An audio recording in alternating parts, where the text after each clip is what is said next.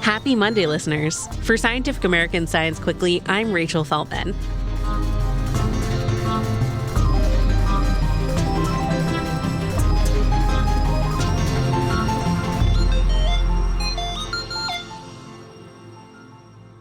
I was out of the office taking a little break last week, so I didn't have the chance to write and record our usual news roundup.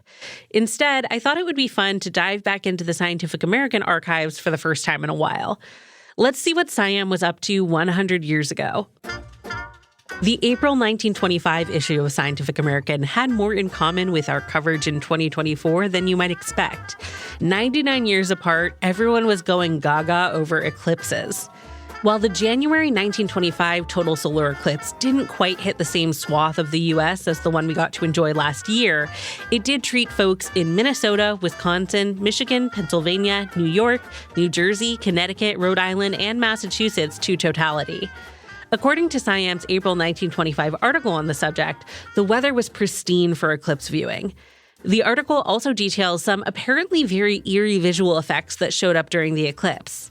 Apparently, some folks in the path of totality saw patterns of dark, squirming bands on the ground during the last moments of sunlight. Indeed, the article states, there was hardly anything more weird in the whole unearthly sequence than the appearance in the growing obscurity of these thousands of writhing serpents of shadow. The 1925 writer helpfully explains what scientists still think is behind these illusory snakes. Apparently, they were the shadows cast by streaks of air with different densities. As anyone who's ever gotten to experience an eclipse knows, the shadows cast by the sun sharpen as the light source narrows in scope. So while we don't usually see the squiggles of warmer and cooler drafts of air refracting different amounts of light, an impending total eclipse can make the effect noticeable. There was reportedly some pristine white snow on the ground during the 1925 eclipse, which likely created a perfect background for seeing some solar shadow play. One interesting difference between last year's eclipse and the one in 1925, the moon was late, or more accurately, all the humans were early, by about 5 seconds. The April 1925 edition of SciAm explains that while the general public probably found it delightful that the totality predictions were so close to exact, astronomers were disappointed by the discrepancy. What I find really neat is how scientists became aware of the 5-second delay at all. According to SciAm, observing stations along the path of totality were poised to send a signal over telegraph wire at the moment the moon completely covered the sun.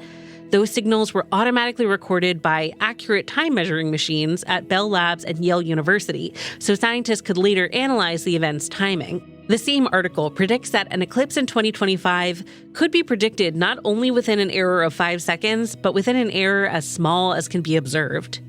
Predicting the exact arrival of totality requires knowledge of where the sun and moon will be in the sky at any given moment. We've now got an excellent read on where the moon is all the time, thanks to mirrors left there during the Apollo missions. And as we explained in our January episode on heliophysics, there are always plenty of scientists focused on the sun. Moving on from eclipses, I can't talk about vintage Scientific American without reminding you that the Scientific American psychic investigation was a very real, very serious endeavor in 1925. Technically, the magazine's official search for proof of genuine ghosts was held from 1923 to 1924, but the rules specified that the aptly named psychic committee would review any applications still pending when the deadline closed.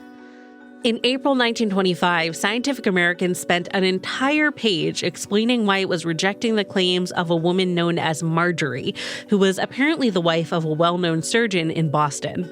According to recent reporting by PBS, Marjorie was the most serious contender in SciAm's hunt for a genuine spiritual medium, with famous illusionist and skeptic Harry Houdini included in the committee that investigated her.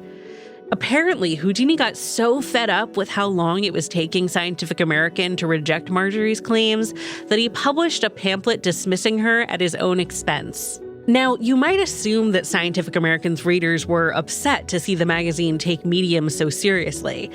But according to an article about the Marjorie investigation published in SciAm's August 1924 issue, the most persistent criticism the magazine faced for its psychic challenge was that it was too hasty in dismissing individual mediums. Rigorous as always, Scientific American waited to make its official declaration on Marjorie until members of its committee had attended almost 100 of her seances. We'll wrap up our tour of the April 1925 issue with a quick scan of the Inventions New and Interesting section. If you've never looked at our archives before, this is the place to start for a quick hit of delightfully weird historical ephemera. It features new patents the editors of the magazine found particularly innovative, and the result feels like an as-seen-on-TV collection of late-night infomercial gadgets. For instance, in April 1925, the magazine featured an electrical salon device that offered all sorts of attachments, from razors to dental hygiene devices. I guess you could call it the original Dyson Airwrap. The magazine also showcased an elaborate device meant to remove the core of a grapefruit, which I have to admit is baffling to me for several reasons. Another featured product is a small folding table for dogs, which the magazine suggested could create good manners by raising their standard of living. I see what you did there, guys. Though it was noted that if most people had as much trouble getting their dog to eat off the table as the Siam photographer did, we should not call it a great success. In a blurb titled "Foiling the Hijacker," the magazine highlights an extremely clever device to frustrate the motorcar holdup men.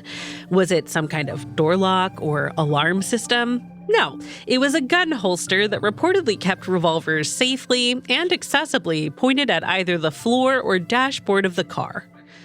That's not to say that all of Siam's favorite new inventions look silly in hindsight.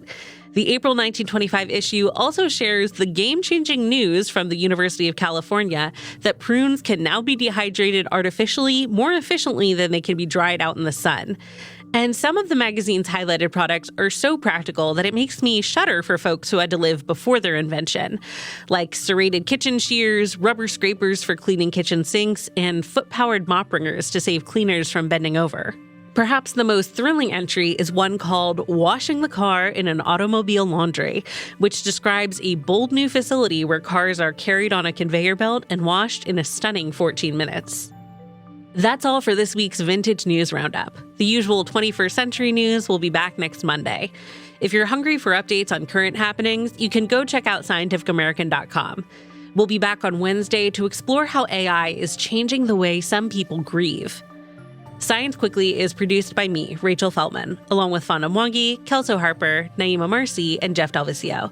This episode was edited by Alex Sugiura. Shayna Posses and Aaron Shattuck fact-check our show. Our theme music was composed by Dominic Smith. Subscribe to Scientific American for more up-to-date and in-depth science news. For Scientific American, this is Rachel Feltman. Have a great week.